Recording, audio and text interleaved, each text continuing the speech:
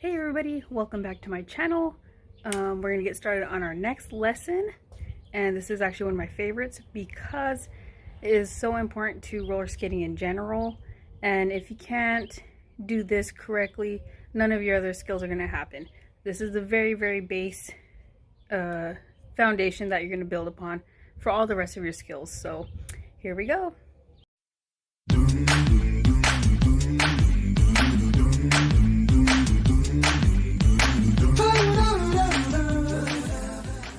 Okay, so you guys are gonna have to excuse my workspace. This is all I've got since I typically actually go outside, but since we're on quarantine, I'm stuck at home. This is just kind of like my little shed area that I was able to clean out.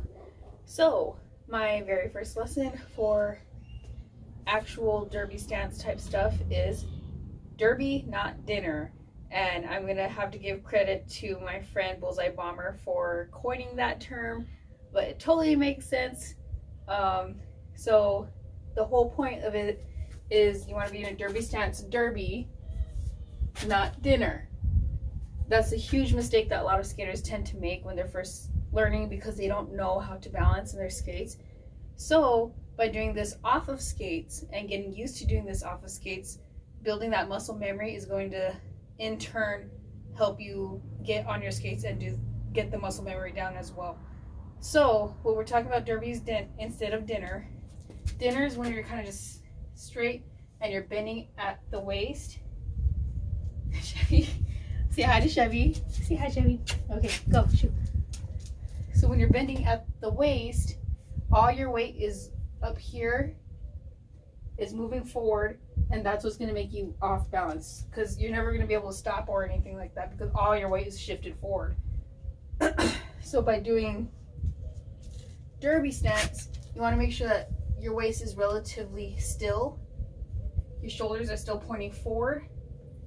You're not bending at the waist, but you're bending at the knees instead. So you want to make sure those knees are bent. It's going to be about a 90-degree angle. It's not going to be a perfect 90-degree angle because it's going to depend on your personal body structure. You'll find that spot that feels sweet where it just feels really comfortable eventually. But when you look at it from a forward stance, you want to make sure that you're focusing on pushing that core inside and tightening it, bending those knees. And when you bend the knees, you really want to make sure that you're not breaking them in. So really focus on engaging your core, squeezing, pushing down, and using these outside muscles. These are your abductor muscles that help push your legs out. Make sure that they're engaged as well and that they're pulling. Squeeze your butt a little bit, and then so when you're going down, these outside muscles need to be engaged to keep those knees pointed outward. You want it to be about shoulder width, but like I said, depending on your own personal body, you're gonna have to find that balance a little bit with yourself, which is why it's good that we're practicing off of skates, so you can find that balance before you get back on skates.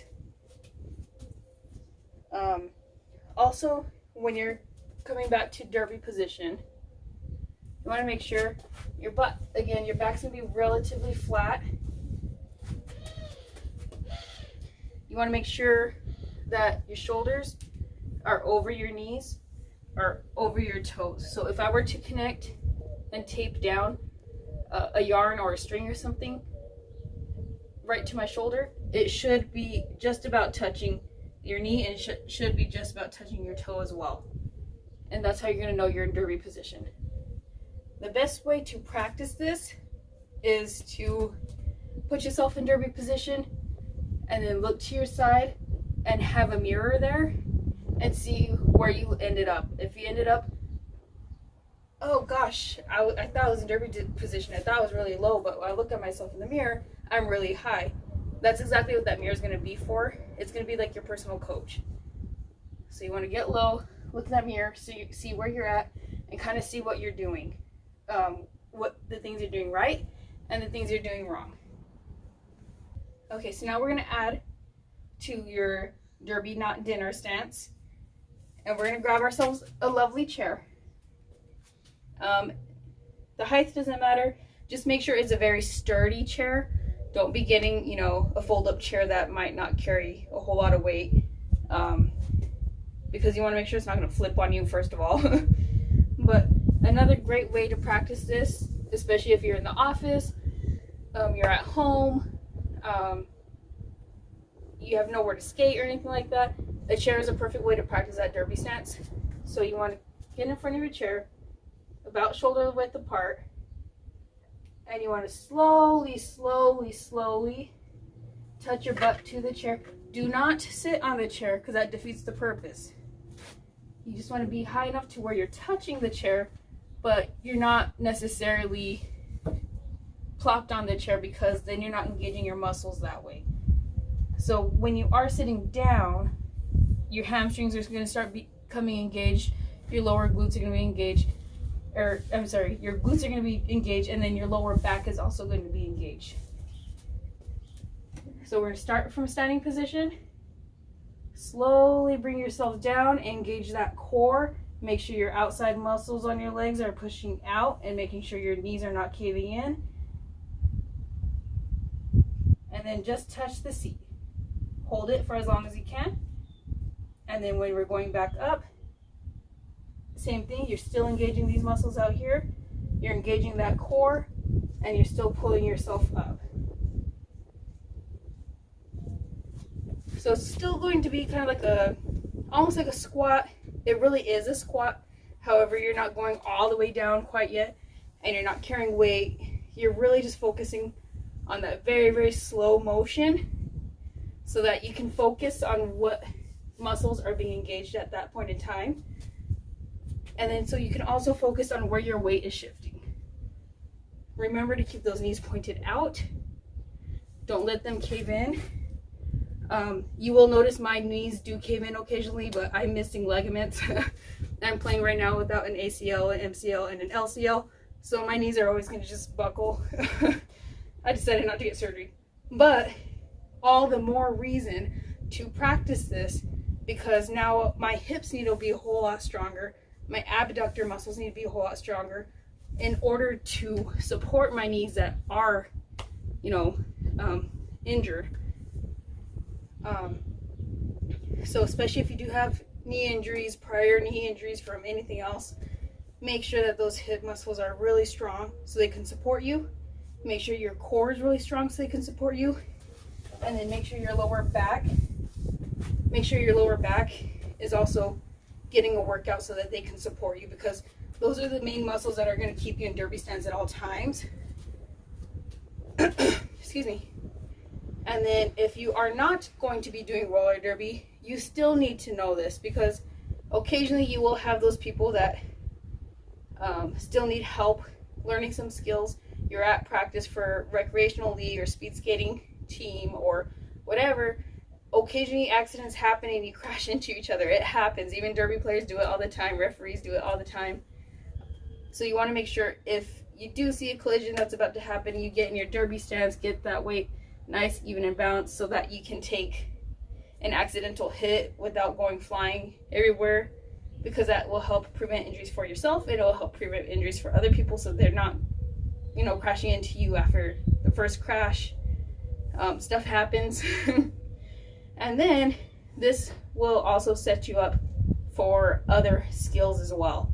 So once you start getting your derby stance, you can start doing your transitions, you can start doing your plow stops, you can start doing all sorts of other things that kind of comes along with having bent knees, because that's what's going to support you in the long run with roller skating.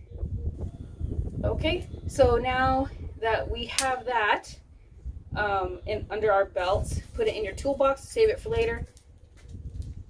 Bye, Chevy. Okay, the next exercise that you can do to kind of help strengthen those hamstrings for when you're sitting and standing is getting on your chair.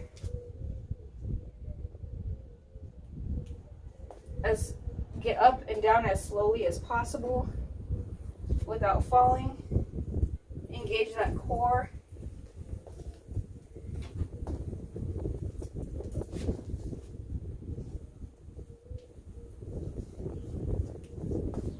And then you want to use the opposite arm for the opposite leg. That's going up and down. that's going to help